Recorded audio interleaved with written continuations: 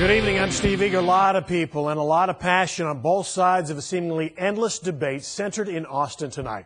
It happens as the state Senate prepares to vote on an abortion bill. First on Fox 4 News at 10 tonight, Calvert Collins in our Dallas newsroom with a look at what's happening inside and outside the Capitol tonight. Calvert.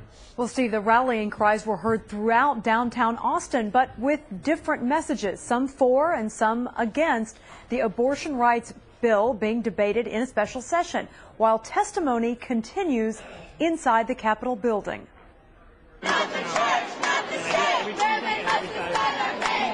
As night fell, their paths crossed in front of the state capitol.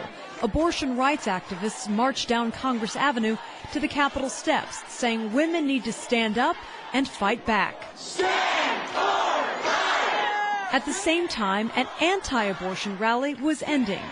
Anyone who opposes this bill, whether he or she realizes it, is a tool of Satan being used by Satan to accomplish Satan's purpose of death. Well, thank you all for being here at ground zero for the fight for life in the state of Texas. Inside the Health and Human Services Committee room, it was back and forth all day.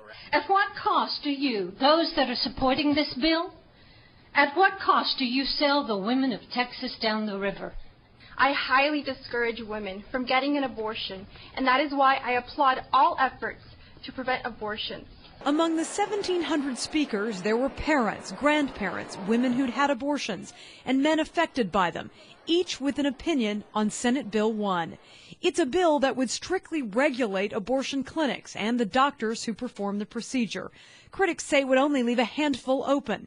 It would also prohibit abortions after 20 weeks. Fort Worth resident Alexis Losey drove to Austin to speak against it. I think women are going to become more desperate in seeking out reproductive services, perhaps in other ways that aren't legal and aren't safe. At times, the testimony took an unorthodox turn. If my vagina was a gun, you would stand for its rights.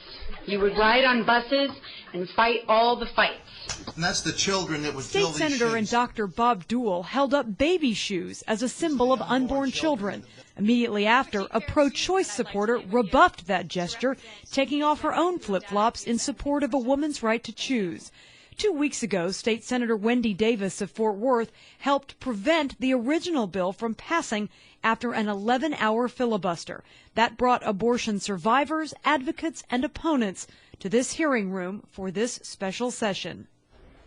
Now again, Steve, as many as 1,700 people lined up and signed up to speak, but the senators can listen to as many of them as they want. They have said they won't take breaks. They want to hear as many voices as possible, but they can choose to cut them off whenever. At some point, they're going to have to use the bathroom and maybe get some rest. All right, talk about deadlines. Is there a deadline for tonight when comments will stop, and is there a deadline when the vote needs to actually happen? Well, like I said, the senators can go as long as they choose in this Health and Human Services Committee. Then they're going to have to vote on this bill. Then it will go to the full Senate for a vote. Now, it has to pass both the House and the Senate to become law, and both can make amendments. But legislators have up to 30 days in this special session. It costs taxpayers $1.3 million, and Governor Perry could still call another special session after this one, if he doesn't like the outcome. This is his 10th, in fact, Steve. Okay, so ultimately 30 days, in theory, is the deadline. And they don't want to go to the last day because, as a lot of them said,